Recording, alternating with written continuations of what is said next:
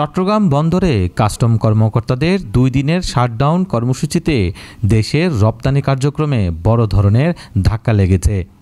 এই কর্মসূচির ফলে চট্টগ্রামে ১৯টি কন্টেনার ডিপোতে প্রায় ১৪,০০০ রপ্তানিযোগ্য কন্টেনার জমে গেছে।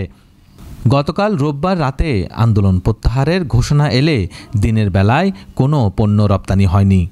তবে সন্ধ্যার পর সীমিত আকারে কিছু শুল্কায়ন কার্যক্রম শুরু হয়। বন্দর শিপিং এজেন্ট ও ডিপো সূত্র জানায়, শনিবার কর্মসূচির প্রথম দিনেই ৬৩ কন্টেনার রপ্তানি ছাড়াই জাহাজ বন্দর ছেড়ে যায়। দ্বিতীয় দিনে ৩টি জাহাজে নির্ধারিত ৩,৬৮০ কন্টেনার রপ্তানি করা যায়নি। এইসব জাহাজ পণ্য না পেয়ে জেটিতে অলস পড়ে রয়েছে। সংশ্লিষ্টরা মনে করছেন, এই বিপুল সংখ্যক কন্টেনার সময়মতো আর পাঠানো সম্ভব নয়। সবচেয়ে বেশি ক্ষতিগ্রস্ত হয়েছে পোশাক খাত। চট্টগ্রামের এশিয়ান ডাক গ্রুপের ৩০টি কন্টেনার যুক্তরাষ্ট্রে পাঠানোর কথা ছিল, যা আটকে গেছে কাস্টমসের অচলাবস্থার কারণে। প্রতিষ্ঠানটির ব্যবস্থাপনা পরিচালক এম.এ. সালাম বলেন, এই ২ দিনের কর্মসূচিতে পোশাক খাতে অপূরণীয় ক্ষতি হয়েছে।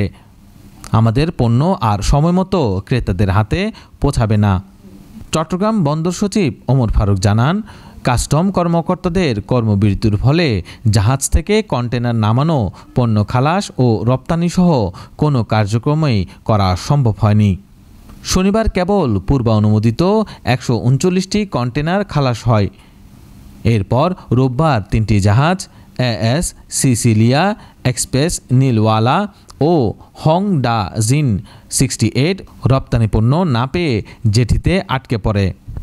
এএস সিসিলিয়া জাহাজের দায়িত্বে থাকা অপারেশন প্রধান আজমির হোসেন চৌধুরী জানান, জাহাজটি কন্টেনারগুলো সিঙ্গাপুরে যাওয়ার কথা ছিল। সেখান থেকে তা ইউরোপ আমেরিকাগামী বড় জাহাজে উঠানোর কথা ছিল, কিন্তু এখন সময়মতো সে কাজ সম্ভব হচ্ছে না।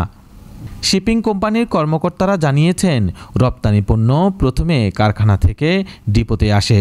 সেখানে শুল্কায়নের পর কন্টেনারে পণ্য ভরে বন্দরে পাঠানো হয়।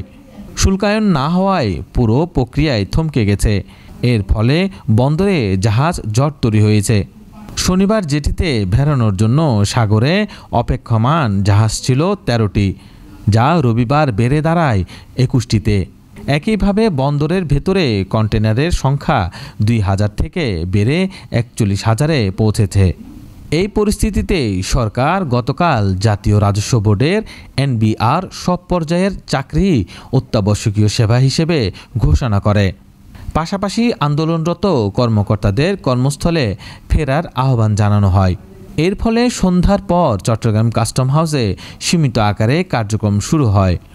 কন্টেনার ডিপো সমিতির মহাসচিব রুহুল আমিন শিকদার জানান, সন্ধ্যার পর থেকে ডিপোগুলিতে রপ্তানি পণ্যের শুল্কায়ন কার্যক্রম ধীরে ধীরে শুরু হয়েছে। এই ২ দিনের শাটডাউন কর্মসূচির প্রভাবে তৈরি পোশাক খাতসহ পুরো রপ্তানি কার্যক্রম বড় ক্ষতির মুখে পড়েছে। একই সঙ্গে চট্টগ্রাম বন্দরে তৈরি হয়েছে জাহাজ ও কন্টেনার জট, যার প্রভাব পড়বে আমদানিতেও।